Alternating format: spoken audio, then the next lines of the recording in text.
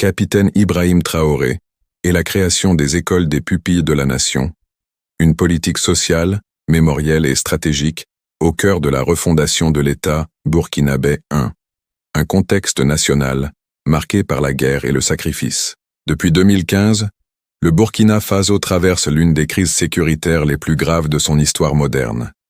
Militaires, VDP, policiers, gendarmes et même de simples civils tombent régulièrement en défendant le territoire. La conséquence directe, des milliers d'enfants orphelins, souvent plongés dans une situation de vulnérabilité extrême. Pour le gouvernement de transition dirigé par le capitaine Ibrahim Traoré, ces enfants représentent plus qu'un simple cas social. Ils sont les héritiers des sacrifices, les symboles de la résilience nationale, une génération qui ne doit pas être laissée pour compte. C'est dans ce climat lourd, mais porteur d'espoir, que s'inscrit l'annonce présidentielle. 2. Le statut de pupille de la nation. Une politique déjà amorcée. Avant même l'annonce concernant la construction d'écoles, le Burkina Faso avait adopté des décrets classant plusieurs centaines d'enfants comme pupilles de la nation, mis en place un système d'aide. Scolarité gratuite, santé gratuite, accompagnement social, nouer des partenariats avec des banques, entreprises et ONG pour soutenir leur formation, ex-dons d'ordinateurs, formation en IA, etc. L'annonce des écoles spécialisées n'est donc pas un acte isolé. Elle s'inscrit dans une politique d'État en expansion. 3. Une décision à forte charge symbolique. Construire des écoles portant ce nom, c'est faire plus que bâtir des murs. A. Honorer la mémoire des héros tombés au combat. La nation affirme que le sacrifice des parents ne sera jamais effacé. Ces écoles deviennent des monuments vivants. B. Redonner dignité et repères aux enfants. Les pupilles ne sont pas abandonnés. Ils retrouvent un cadre stable, structuré, valorisant. C. Ancrer un message de justice sociale. Le gouvernement montre que la guerre ne se gagnera pas seulement sur le terrain militaire, mais aussi dans le domaine social. 4. Un projet éducatif qui peut transformer des vies. Les écoles prévues pourraient devenir des espaces d'excellence éducative, équipés, modernisés, avec des enseignants formés et motivés, des centres d'accompagnement psychologique. Ces enfants ont vécu des traumatismes. Un soutien professionnel sera indispensable, des lieux d'inclusion sociale. Pour éviter que les orphelins deviennent une classe à part, l'école peut servir de pont entre eux et la société. Des incubateurs de talents futurs, grâce à des partenariats technologiques, numériques, IA, formation professionnelle. Ces écoles peuvent produire ingénieurs, officiers, techniciens, entrepreneurs, leaders. La vulnérabilité peut devenir une force si elle est accompagnée. 5. Les bénéfices nationaux. Une stratégie multidimensionnelle. Cohésion sociale renforcée.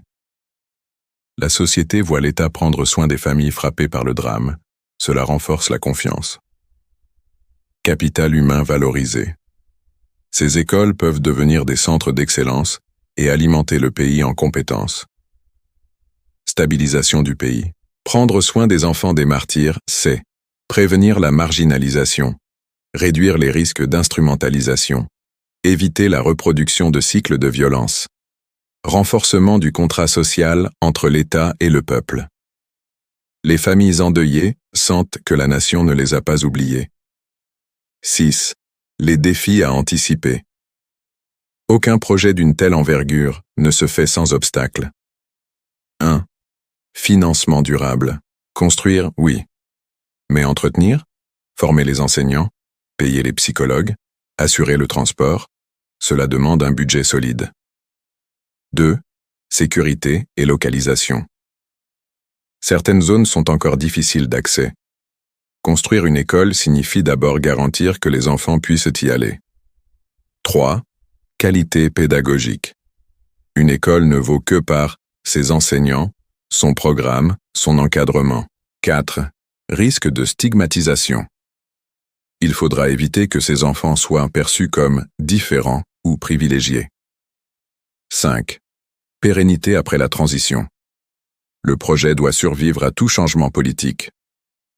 7. Les clés du succès. Pour que ces écoles deviennent un modèle, 6 conditions sont essentielles. 1. Un financement pluriannuel garanti. 2. Des partenariats solides, État, entreprises, ONG. 3. Une gouvernance rigoureuse. 4. Une pédagogie moderne et adaptée. 5. Un accompagnement psychologique structuré. 6. Une politique de suivi et d'évaluation continue. 8. Une vision à long terme. Préparer une génération de bâtisseurs. Si le projet réussit, le Burkina Faso pourrait voir émerger des leaders issus de ces écoles, des ingénieurs dans les infrastructures, des médecins formés dès jeune âge, des soldats, officiers et stratèges motivés par l'héritage parental, des entrepreneurs formés à la résilience et à la discipline. Les écoles pourraient devenir un symbole pour l'Afrique, transformer la douleur en puissance, la perte en espoir, l'orphelin en futur leader.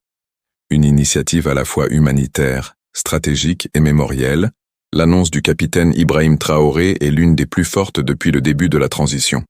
Elle touche le cœur, mémoire, compassion, l'esprit, éducation, avenir, la stratégie nationale, cohésion, stabilité, capital humain.